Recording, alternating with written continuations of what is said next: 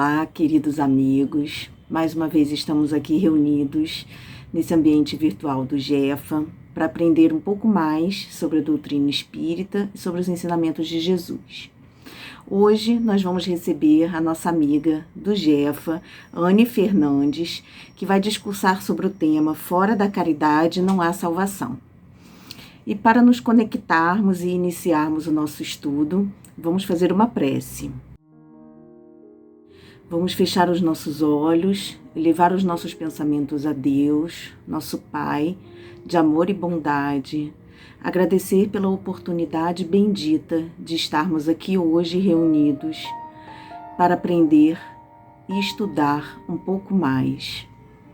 Que Deus nos abençoe com sua luz divina em cada um dos nossos lares e que nos dê forças para nos tornarmos cada vez melhores. Que Deus esteja conosco, agora e sempre. Graças a Deus.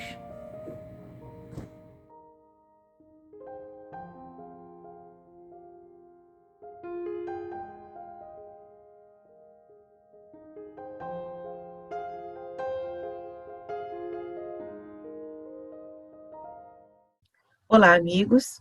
É com muita alegria que nos reunimos novamente para falar sobre um tema à luz da doutrina espírita. E o tema de hoje é caridade. Um tema que nunca foi tão atual e que sempre esteve nas nossas vidas de certa forma, mas que atualmente tem sido muito discutido, tem sido muito trazido, particularmente em virtude de tudo que temos vivido nos últimos tempos. E seguindo as instruções dos Espíritos, que se encontra no capítulo 15 do Evangelho segundo o Espiritismo, instrução essa dada por Paulo de Tarso, da máxima fora da caridade não há salvação, temos que fazer uma reflexão muito profunda sobre esse tema, não só considerando aquilo que está na doutrina espírita, mas também na forma que pautamos as nossas vidas, as nossas ações, os nossos pensamentos e as nossas intenções. Então, esse é um tema bastante importante, né? E eu já começaria falando para vocês e me perguntando junto com vocês o que nós podemos considerar caridade, né? O que se entende pela palavra caridade? E a caridade, quando nós vamos a qualquer tipo de dicionário, ela é dita como um sentimento, mas também pode ser dita como uma ação, um sentimento ou uma ação altruísta de ajuda a alguém sem a busca de qualquer recompensa. Então é importante nós nos determos nesse ponto que fala do sem a busca da recompensa e também do sentimento ou ação. É algo que se sente e que se deve colocar em ação. E a prática da caridade, como nós vemos, né, muito na doutrina, em várias obras, ela é uma indicadora de elevação moral, é uma indicadora do nosso melhoramento moral, do nosso melhoramento como espíritos imortais. E essas práticas de caridade, que normalmente são muito atreladas à ajuda material, mas que não se limitam à ajuda material, é importante nós destacarmos isso, é uma das práticas que mais caracterizam a boa essência do ser humano. Então, a gente pode até imaginar que, como termos afins da caridade, a gente tem aí a bondade, a benevolência, o amor ao próximo, o perdão, a indulgência, tudo aquilo que revele essa elevação moral. E isso é comprovado para a gente lá na questão 886 do Livro dos Espíritos, quando Kardec pergunta qual o verdadeiro sentido da palavra caridade, como a entendia Jesus, nosso modelo, nosso guia de elevação moral. E a resposta, ela é benevolência para com todos, indulgência para as imperfeições dos outros e perdão das ofensas. O amor e a caridade são complemento da lei da justiça, pois amar ao próximo e fazer-lhe todo o bem que nos seja possível e que desejaríamos nos fosse feito. Tal o sentido dessas palavras de Jesus: amai-vos uns aos outros como irmãos. Então, a caridade, segundo Jesus, não se restringe à esmola. A caridade, segundo Jesus, não se restringe à ajuda material. A caridade, segundo Jesus, abrange todas as relações que se dão entre nós e nossos semelhantes, independente de quem sejam esses semelhantes. E quando falamos de benevolência, de indulgência e de perdão, entendendo a caridade segundo Jesus, a benevolência ela estaria expressa na boa vontade, na disposição para praticar o bem. Mas é importante a gente lembrar que a disposição ou o sentimento não são suficientes. Eles são as molas propulsoras para a ação. Então, a boa vontade e a disposição precisam vir acompanhada da ação, acompanhadas de uma ação ou de ações que expressem essa benevolência. A indulgência se reflete na misericórdia, na clemência para as imperfeições alheias. Sabemos que todos somos imperfeitos, mas por que somos tão bons em apontar defeitos e imperfeições alheias? Então aí entra a indulgência, quando eu me coloco no lugar de um irmão e vejo que ele tem determinadas imperfeições e eu tenho tantas outras. E é bom a gente atentar que quando reconhecemos uma imperfeição muito rapidamente no outro, é porque ela deve ser muito próxima. Para mim, eu devo conhecer bem de perto essa imperfeição. Talvez ela esteja em mim, mas eu consigo enxergar melhor no outro. E o perdão, que é o ato de desculpar as ofensas. Mas não é o ato de desculpar as ofensas do ponto de vista apenas verbal. A palavra desculpa, ela é às vezes dita com muita facilidade, mas sem passar pelo caminho do coração. Porque desculpar as ofensas é desculpar sinceramente as ofensas. Não é esquecer, mas desculpar, de forma que aquela ofensa não te faça mais nenhum tipo de mal, de que ela não seja lembrada em outros momentos. Então, quando eu vou me exercitar na caridade, eu vou exercitar a minha benevolência, a minha indulgência e o meu perdão. Trabalhando em favor do semelhante, e aí se encontram tanto a caridade material quanto a caridade moral, entendendo a caridade material como aquela onde eu presto um auxílio material a um próximo que esteja precisando naquele momento, que pode ser um alimento, que pode ser um agasalho. Enfim, essa caridade material que ainda é tão necessária nos dias de hoje, mas que não pode vir também sem a caridade moral, sem esse sentimento de melhoramento moral da caridade. O exercício da indulgência está extremamente ligado à caridade moral, porque é eu exercitar a minha solidariedade em relação às limitações e fraquezas do próximo, não discriminar esse próximo. Então, isso também é um ato de caridade. Veja, eu não estou doando nada de material, mas eu estou doando a minha indulgência, a minha capacidade de entender que aquele irmão tem limitações, assim como eu as tenho. E o exercício do perdão também, um exercício de caridade moral. Porque quando eu passo por cima de um mal que eu tenha sofrido, casado por alguém, isso significa que eu estou exercitando a minha tolerância, a minha compreensão. E nesse sentido, se eu consigo perdoar esse ato, mesmo que tenha me causado um grande mal, eu me melhoro do ponto de vista moral. Então, a caridade, como dizia Paulo de Tarso, é o amor em ação. É o amor fora do campo do sentimento que a gente exprime, mas é o amor em ação, em atividade. E lá no capítulo 15, a gente encontra, né, o seguinte trecho: fora da caridade não há salvação. Não se pode verdadeiramente amar a Deus sem amar ao próximo, nem amar ao próximo sem amar a Deus. Logo, tudo que se faça contra o próximo, o mesmo é que fazê-lo contra Deus. Não podendo amar a Deus sem praticar a caridade para com o próximo, todos os deveres do homem se resumem na máxima: fora da caridade não há salvação. Ou seja, o meu caminho é a caridade. O meu caminho até Deus é a caridade.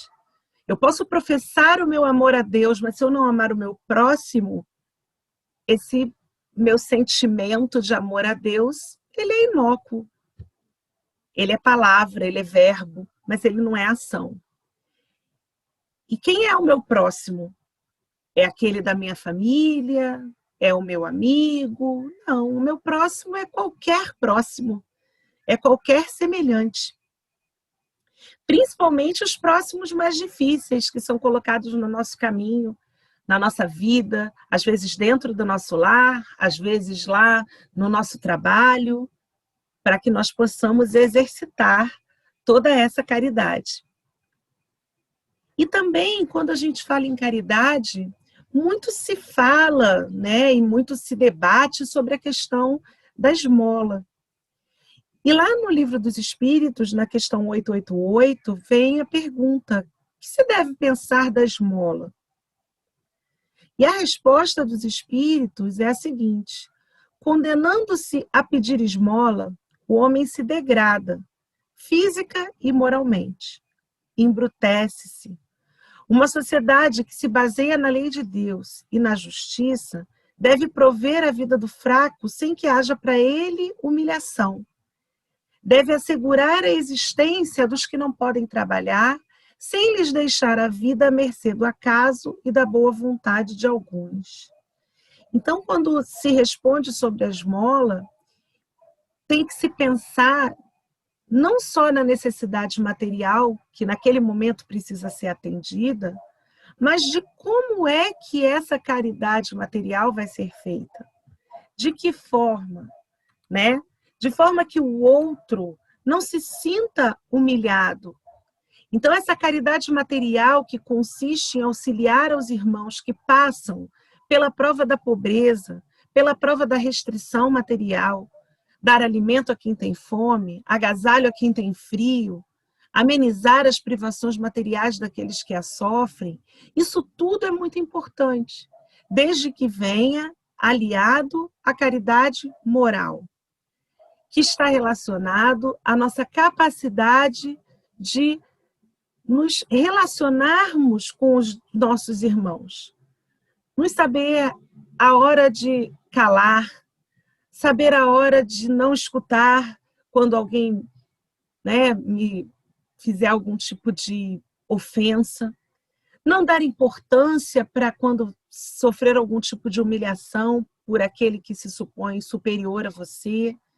Então, consiste em se melhorar. E essa caridade moral, é justamente a mais difícil de ser praticada.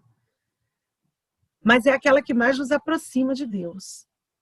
E ela é interessante, porque para ela eu não preciso ter nem recurso material, né? Eu não preciso falar, olha, eu não tenho nada para dar, eu não tenho um agasalho sobrando, eu não tenho um recurso financeiro sobrando para ajudar um irmão. Mas veja, a caridade moral pode ser praticada por todos. Ela não custa nada. Ela depende apenas de nós. E ela depende de nós porque nós somos esses artífices que vamos praticar esses atos, né, de compreensão com o próximo.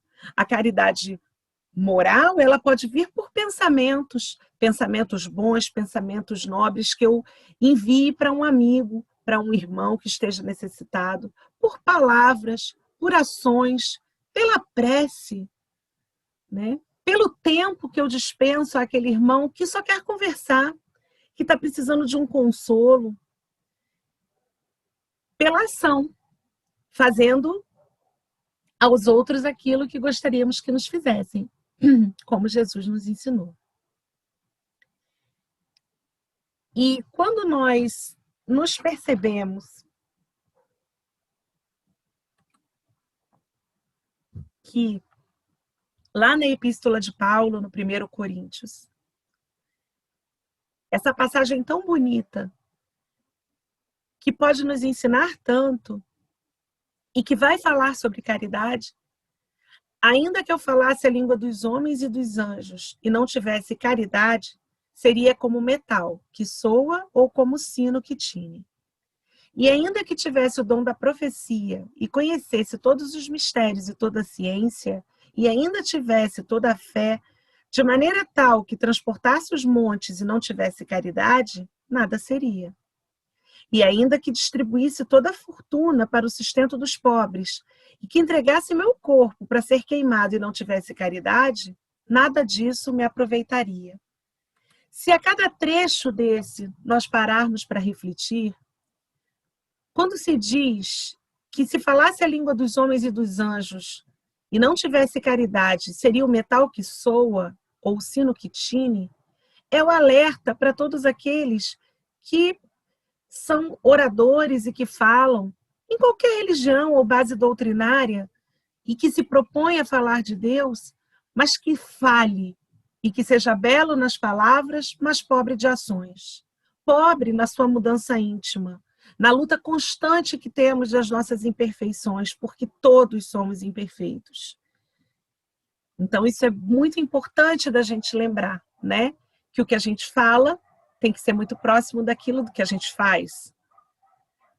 Se mesmo se conhecesse os mistérios e toda a ciência e tivesse ou professasse toda a fé, mas não tivesse caridade, nada seria. Por quê?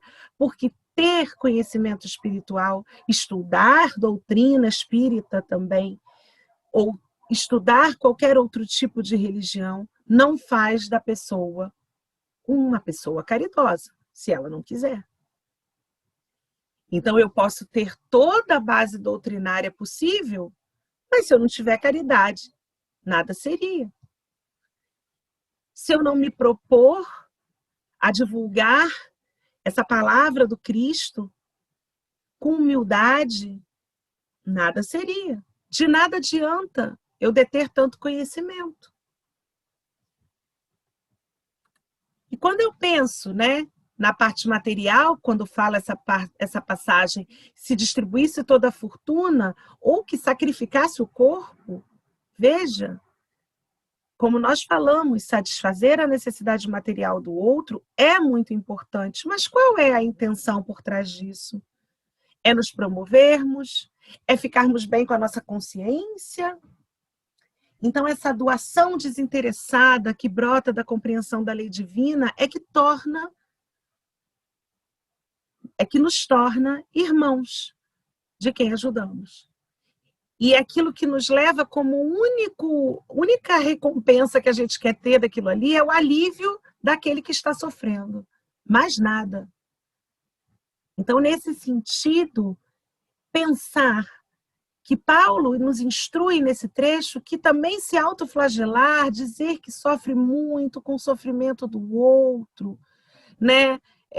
O tempo todo professar esse sofrimento para mostrar nossa crença em Deus, não adianta. Nos privar, não adianta.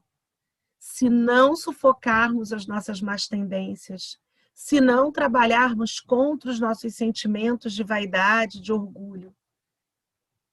Indo além, quando a gente vai entender, né, a caridade, tem também no trecho de Paulo, na mesma epístola, a seguinte frase: a caridade é sofredora, é benigna, não é invejosa, não trata com leviandade e não se ensoberbece.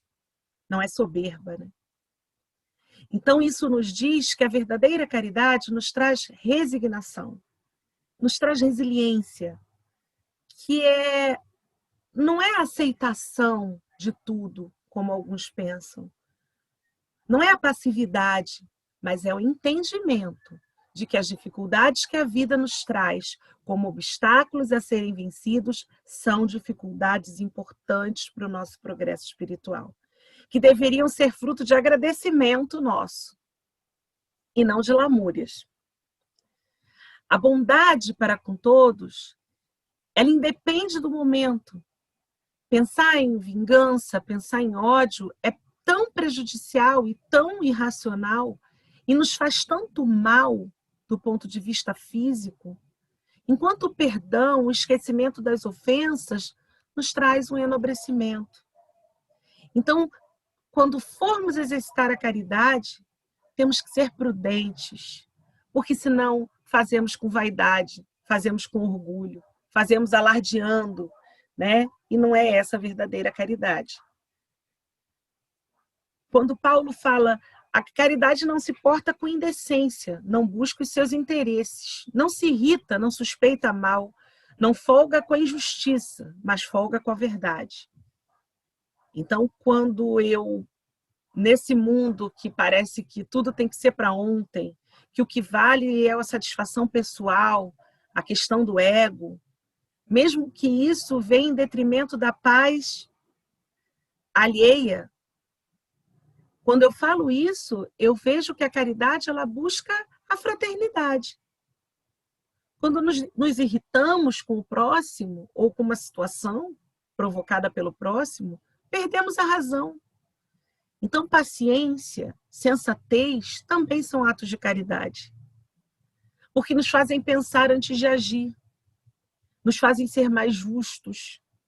E é isso, né, que vai fazer a nossa sociedade mais liberta das mentiras, das intrigas, dos interesses pessoais.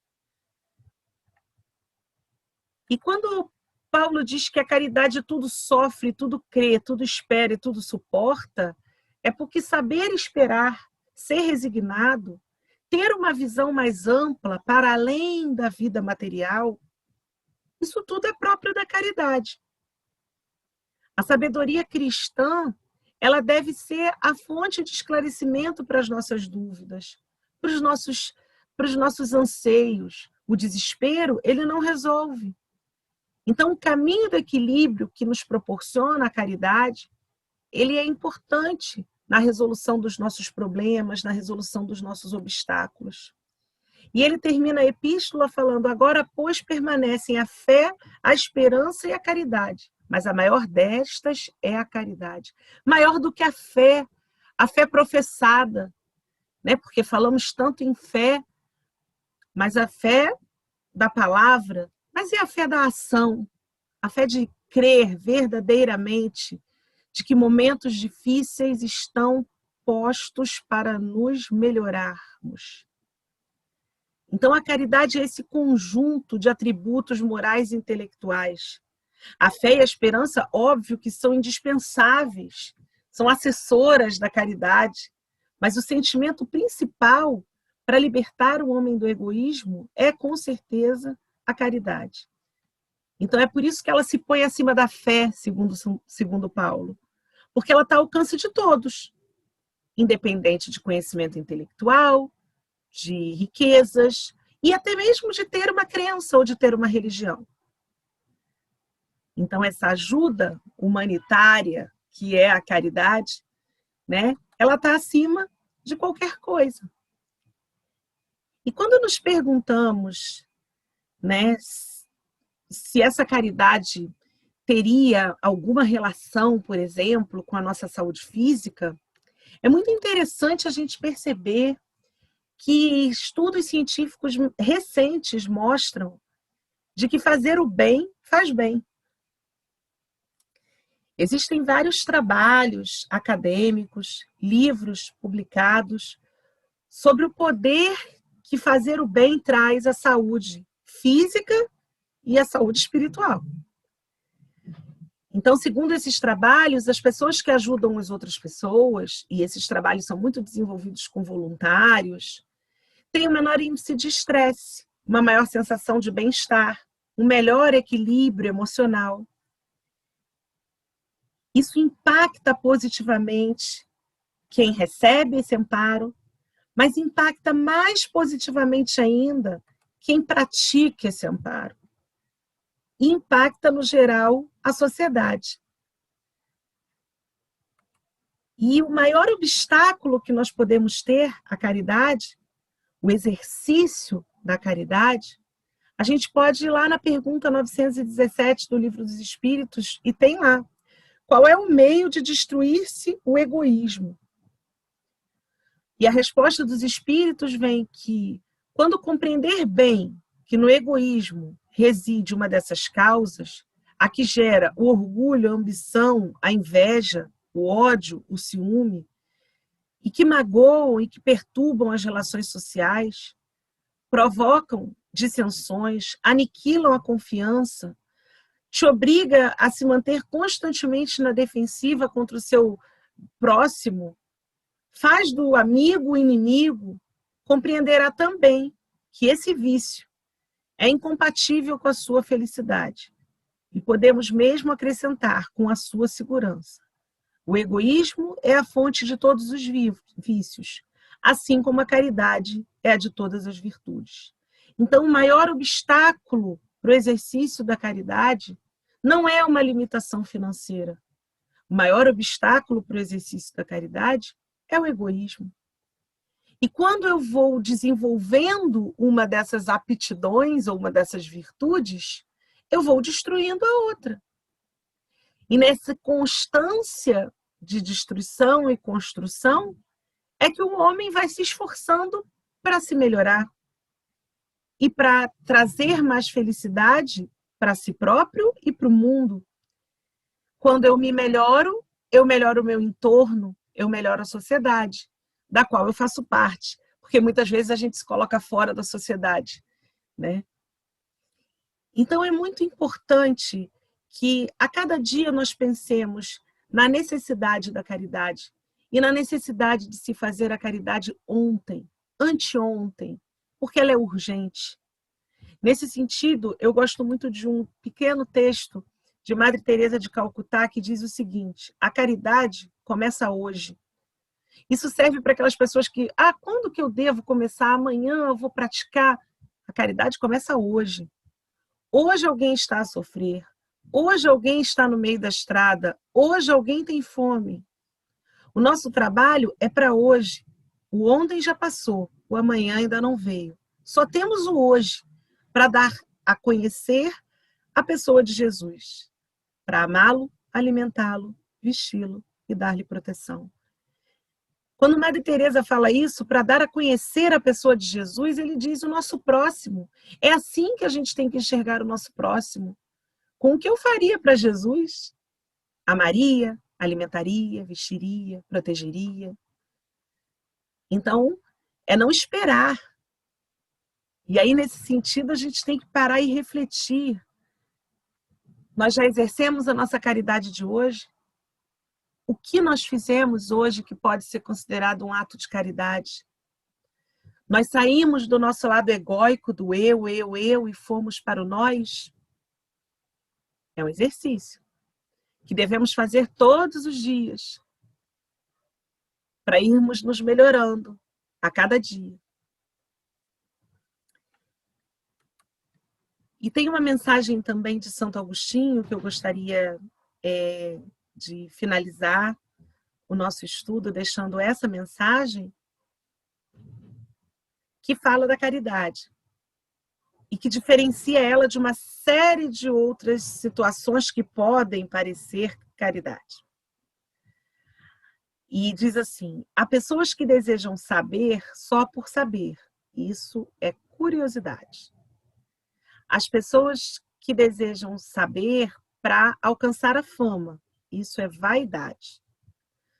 Outras para enriquecer com a sua ciência. Isso é um negócio torpe. Outras para serem edificados. Isso é prudência. E outras para edificar os outros. Isso é caridade. Enquanto, quando eu vou em busca de estudar a doutrina espírita para poder melhorar a minha pessoa e assim melhorar o próximo, isso é caridade. Eu estou pensando no outro, eu estou pensando em edificar o outro, eu estou saindo da minha posição do eu, né? E que nós possamos, meus amigos, exercitar cada dia mais a nossa caridade. Não só a nossa caridade material, com aquilo que nos sobra, muitas vezes, mas a nossa caridade moral, com aquilo que nos falta, com aquilo que precisamos exercitar, com aquilo que precisamos combater, que é a nossa vaidade e o nosso orgulho. Estamos no caminho. Eu gostaria de deixar uma poesia chamada Caridade, de Casimiro Cunha, psicografada por Francisco Cândido Xavier, na sede da União Espírita Mineira, em 1938, que diz o seguinte: Caridade. Use o tostão que sobra, em que nada te aproveita. Dar sempre exemplificará a caridade perfeita. Caridade é, muitas vezes, fazer-se sempre o menor. Está na luz da humildade a caridade melhor. Caridade é perdoar a quem te causa uma dor. É converter todo espinho numa braçada de flor. Caridade, enfim, na terra, é buscar a perfeição de si mesmo no templo do coração. Casimiro Cunha. Fiquemos todos em paz, na paz do Senhor Jesus, e que possamos, a cada dia, nos tornarmos mais próximos de Deus, exercitando a verdadeira caridade. Muito obrigada.